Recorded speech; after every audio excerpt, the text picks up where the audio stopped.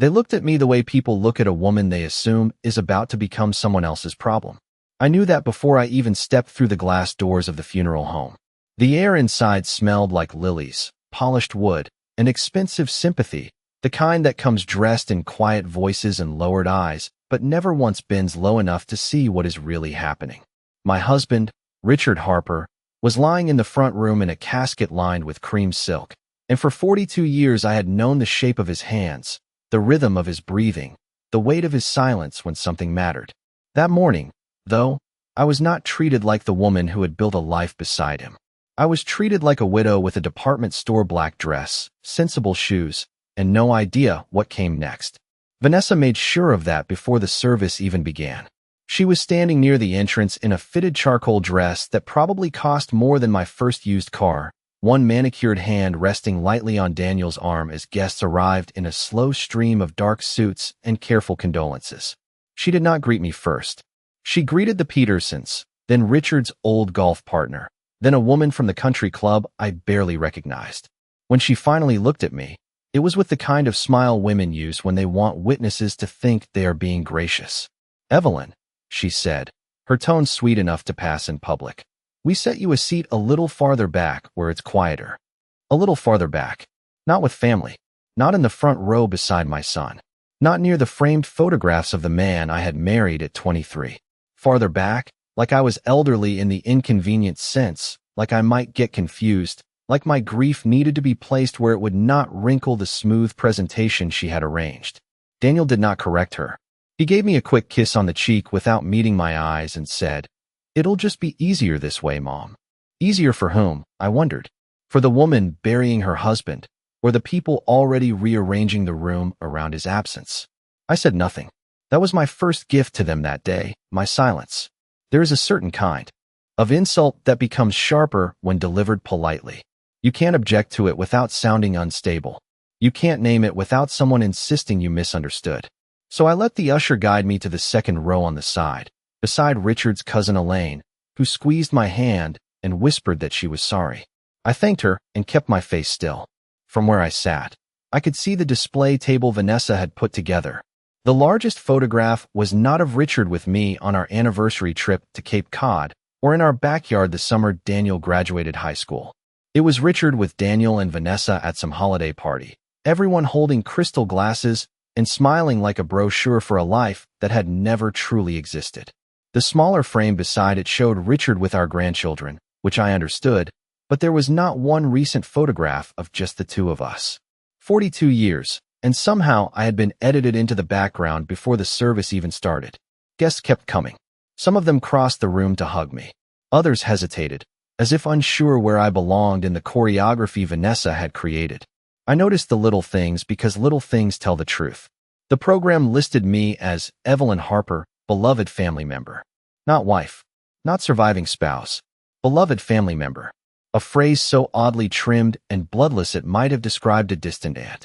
My bouquet card, the one from Richard's law firm addressed to Mrs. Richard Harper, had been moved from the main arrangement table to a smaller stand near the wall. Even the memory slideshow, playing softly on a screen near the podium, lingered longer on Daniel's childhood and Richard's business dinners than on the years that came before any of them knew what their lives would cost. I kept my gloves folded in my lap and watched Vanessa glide from guest to guest, lowering her voice when she reached the older women, straightening her shoulders when she greeted the men Richard had once respected. She played the grieving daughter-in-law beautifully. She touched elbows, accepted condolences, and tilted her head at exactly the right angle. If someone had filmed her, they would have thought she was holding the whole family together. Then I heard her say it. It wasn't meant for me. That was what made it honest. She was standing near the refreshment table with a woman from her tennis club, both of them speaking in those polished half-whispers women mistake for discretion. "Honestly," Vanessa murmured, "we're probably going to have to help Evelyn more than we thought." Richard handled everything. She never really had to deal with money. There was a pause, the soft clink of a coffee spoon against china. Then came the line that settled into me like cold metal. "She doesn't even know what broke looks like yet." The woman gave a quiet little gasp, not shocked enough to protest, just interested enough to listen. I did not turn around. I did not rise from my chair. I did not let my expression change. I simply looked at my husband's casket and felt something inside me become perfectly still.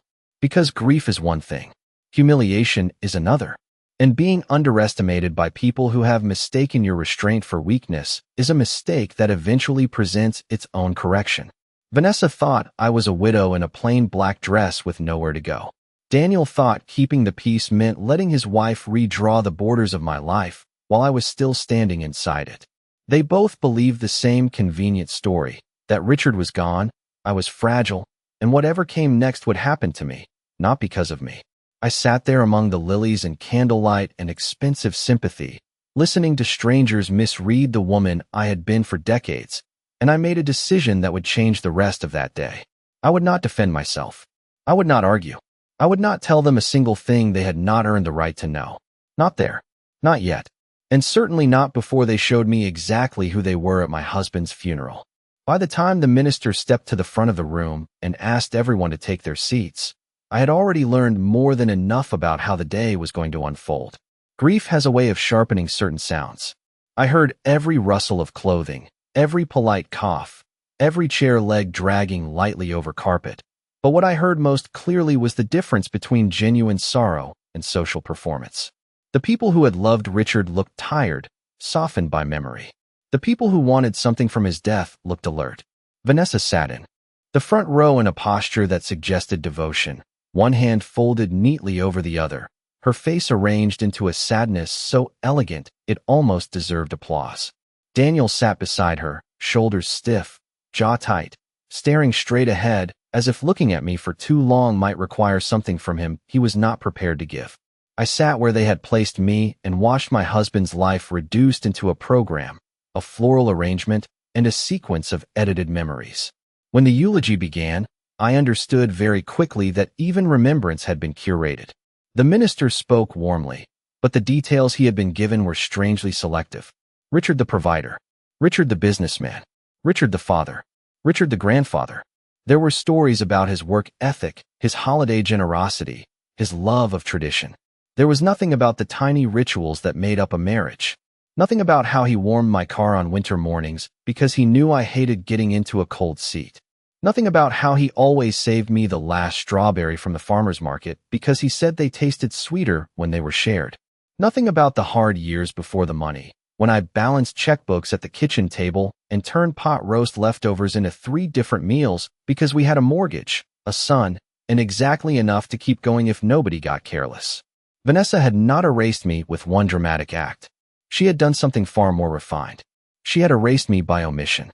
After the eulogy, guests were invited to stand and share a few words. Richard's golf partner spoke. A neighbor spoke. One of Daniel's college friends, who barely knew Richard beyond barbecue weekends and football Sundays, somehow had a story ready. I waited for Daniel to say, "My mother should speak." He did not. Vanessa leaned toward him once, whispered something, and he gave the smallest nod. That was when I understood this had all been organized down to the last breath, and my place in it had been decided in advance. Elaine touched my wrist and asked softly if I wanted her to say something on my behalf. I told her no. If I spoke then, it would have been from hurt, and I had no intention of giving them the satisfaction of seeing that. Instead, I rose when the line formed beside the casket for a final private moment.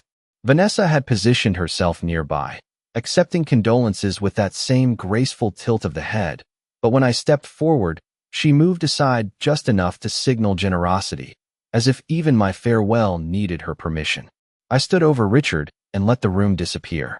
He looked smaller than he ever had in life, not frail exactly, just beyond the reach of all the noise around him. I wanted to tell him that the room had been taken over by people who mistook presentation for loyalty. I wanted to tell him that I finally understood why he had grown so quiet whenever Vanessa spoke too sweetly about family. Instead, I rested my gloved fingers against the polished wood and said the only thing that mattered. I said, "I see it now." And I did. I saw the impatience beneath the sympathy, the calculation beneath the manners, the quiet assumption that a widow in low heels and a plain black dress must surely be lost without a man to organize her world. They had decided what I was before I had spoken 10 words all morning. What none of them understood was that I had spent 4 decades learning exactly how much people reveal when they believe a woman has been left with nothing. After the service, everyone moved in the slow, solemn current that follows a funeral, as if grief itself had become a matter of traffic flow. People gathered in small circles beneath soft lighting and muted paintings, balancing paper cups of coffee and plates of untouched cookies, while speaking in those careful tones Americans use when death has entered the room, but money is not supposed to have entered it yet. I noticed who came to me and who did not. Richard's older friends came first. Men with softened shoulders and watery eyes who took both my hands in theirs and told me he had been a good man, a fair man, a loyal friend. Women I had known for years hugged me with real warmth, the kind that does not glance over your shoulder while doing it. But around the edges of that room, another conversation had already begun, one that had nothing to do with memory and everything to do with what people imagined would come after it. Vanessa kept moving through the crowd like a hostess at a charity event, pausing just long enough at each cluster to let her presence register. Every now and then I caught a phrase. A lot to manage. So many decisions ahead. We're just trying to keep things stable. She spoke about me as though I were not 10 feet away, as though widowhood had made me decorative, fragile, and conveniently deaf. Daniel remained near her, nodding at the right moments, accepting shoulder pats from men who had once shaken his father's hand with respect. He looked exhausted, but it was not the exhaustion of a grieving son. It was the tension of a man who knew something was being done in front of him and lacked the courage to interrupt it. I was standing near the memory table when one of Richard's former colleagues, a silver-haired man named Tom Bennett, came over and lowered his voice. "Evelyn," he said gently, "if there is anything you need help understanding in the next few weeks, do not hesitate to call me." It was kindly meant, but before I could answer, Vanessa stepped in with a sympathetic smile. "That is so thoughtful, Tom," she said. "We are going to help her through all of that."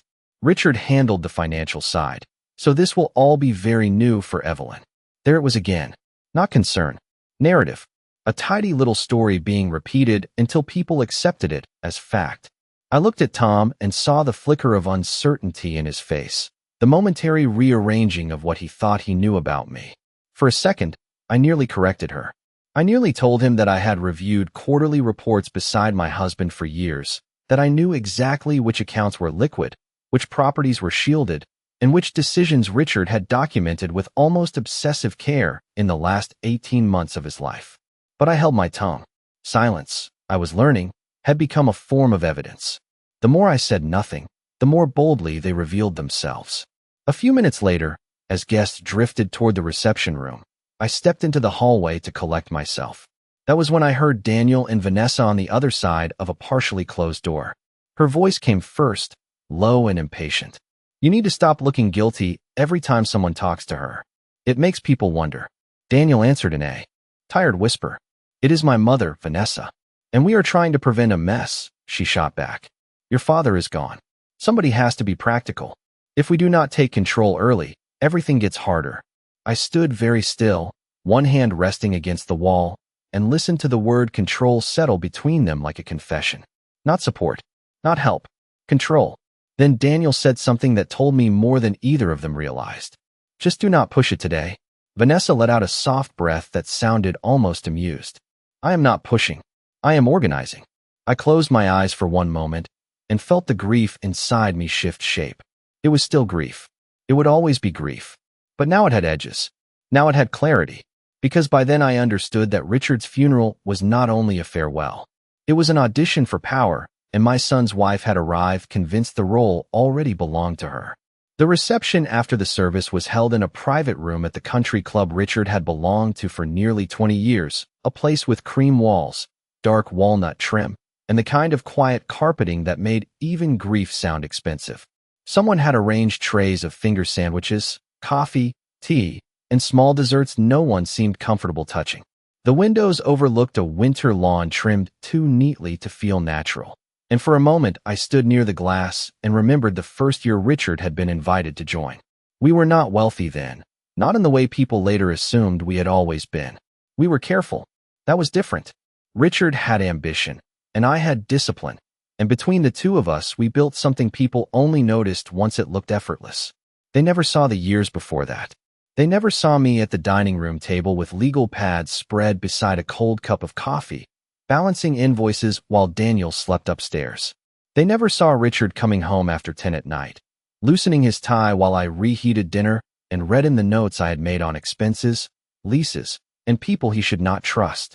Richard was the face of our life because the world was built to recognize men like him. But I was the structure beneath it, the part that did not glitter and therefore was rarely acknowledged. Standing there in my black dress, watching guests murmur around polished platters and folded napkins, I realized Vanessa had made the same mistake so many people make with women my age. She thought if something had not been publicly performed, it had not happened. She thought elegance meant softness, silence meant ignorance, and long marriage meant dependency. She did not know that Richard had spent years asking for my judgment before making his biggest decisions. He used to say I could smell dishonesty before it walked fully into the room, and for most of our marriage he said it with a smile, like it was a private joke between us. Toward the end, he stopped smiling when he said it. He said it like a man who had begun to understand how costly delayed honesty can become inside a family. About a year before he died, he and I were in the sunroom after dinner, and Daniel and Vanessa had just left after one of those visits that look pleasant to outsiders and leave the host exhausted. Richard loosened his collar, stared out at the hydrangeas, and said, "She is too interested in what belongs to other people." He did not have to say Vanessa's name. I knew. I had seen it in the way she asked about the lake house as though admiring it while quietly measuring its value. I had seen it in the way she called heirlooms sentimental when she wanted to appear tasteful and assets when she thought no one important was listening. I had seen it in the way she corrected Daniel in public, not because she was stronger, but because she knew he would rather surrender than create discomfort. That night, Richard asked me a series of questions that did not sound extraordinary at the time. If something happened to him, would I be all right handling matters alone? If people assumed too much too quickly, would I feel obligated to explain myself? If our son proved weaker than either of us hoped, would I still know how to protect what needed protecting? I remember setting down my teacup and telling him the truth. I said I had spent my entire adult life protecting this family, often from consequences they did not even know were heading toward them. He reached for my hand then and held it a little longer than usual. "Good," he said quietly, "because not everyone around this table loves with clean hands." At the time, I thought grief had made him suspicious, illness had made him severe, and fear had made him speak more plainly than he once would have. Now, in that reception room full of expensive sympathy and careful lies, I understood that he had not been suspicious at all. He had simply been paying attention sooner than I had. And if Richard had left this world with one final certainty, it was this: the people underestimating me at his funeral had no idea how closely he had prepared for exactly that. By the time the last of the guests began drifting toward the parking lot, the room had changed in that subtle way rooms do after public grief has finished performing itself. The sympathy remained, but its posture relaxed. Voices grew less reverent. People who had spoken of Richard with trembling warmth now spoke about traffic, dinner plans, and travel schedules. Death had been acknowledged, displayed, and folded neatly into the afternoon. What remained was the practical part, and practical was where people like Vanessa became most confident. I was reaching for my coat when she appeared beside me with Daniel half a step behind her, carrying that same expression of polished concern she had worn all day. "Evelyn," she said softly, "we were thinking it might be easier if Daniel comes by tomorrow and helps you sort through some paperwork. There is probably more than you realize. There are sentences that sound helpful until you listen to the ownership hidden inside them. Helps you sort. More than you realize." I buttoned my coat slowly and looked at her as though I were too tired to notice the insult. "That is thoughtful," I said, "but I can manage tomorrow." Daniel shifted his weight. "Mom, it is no trouble. We should probably get a sense of where things stand. Where things stand. Not how are you holding up. Not what do you need. Not would you like company." The funeral had barely ended, and already my life was being discussed like a storage unit after an estate sale. Before I could answer, my phone vibrated inside my handbag. I glanced down and saw the name Stuart Bellamy, Richard's attorney. For 1 second I said nothing. Then I excused myself and stepped into the hallway, where the country club had gone almost quiet except for the distant clatter of dishes being cleared. Stuart's voice was measured as ever, but there was an urgency beneath it. "Mrs. Harper, I know today is difficult, so I will be brief. Your husband left specific instructions that I contact you directly after the service. Not your son. You. I closed my eyes for a moment and leaned lightly against the wall. Richard had told me there were things in motion, but he had not detailed every step. He had simply said that if the time came, Stuart would know what to do. All right, I said. What do you need from me? A meeting, Stuart replied. Tomorrow morning, preferably at my office. There are documents your husband wanted reviewed with you in person, and I strongly recommend you do not sign, transfer, discuss, or distribute anything before then. He paused, then added in that careful attorney's tone that always meant more than it stated. Your husband was very clear about sequence. Sequence. Richard loved sequence. He believed timing revealed character better than confrontation ever could. I thanked Stuart, ended the call, and stood there for another few seconds, listening to the echo of my own breathing in the quiet corridor. When I returned, Vanessa looked almost annoyed that I had stepped out of view. Everything all right? She asked. Yes, I said, slipping my phone back into my bag. Just a call I needed to take. Her eyes flickered, quick and bright, the way they always did when information was near. Anything important? She asked.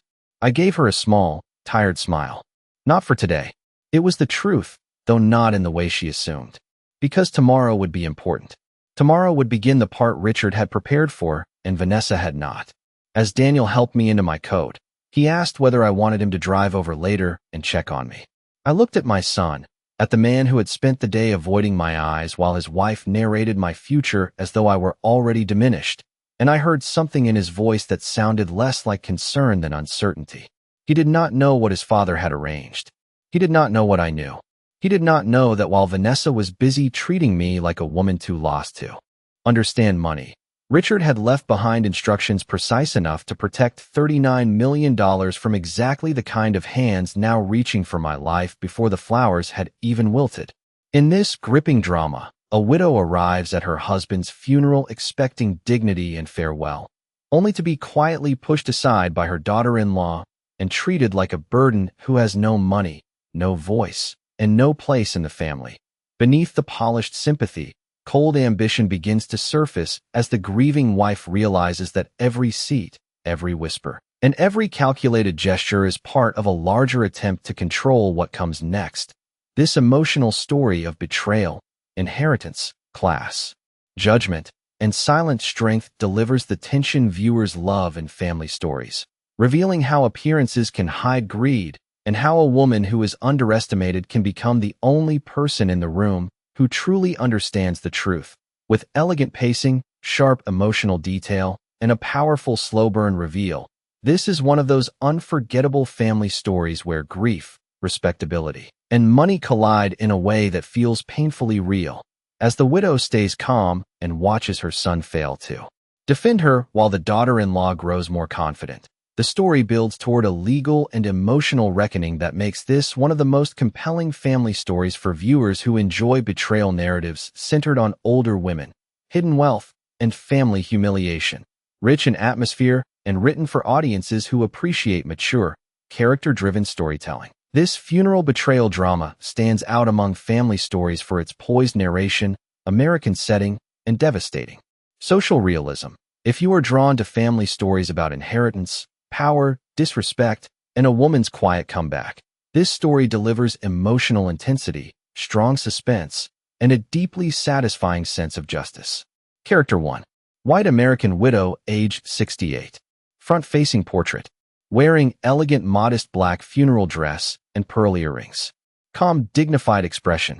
Natural skin texture. Soft, realistic lighting. No cartoon. No cartoon. No CGI. No illustration. Photorealistic mature woman alone.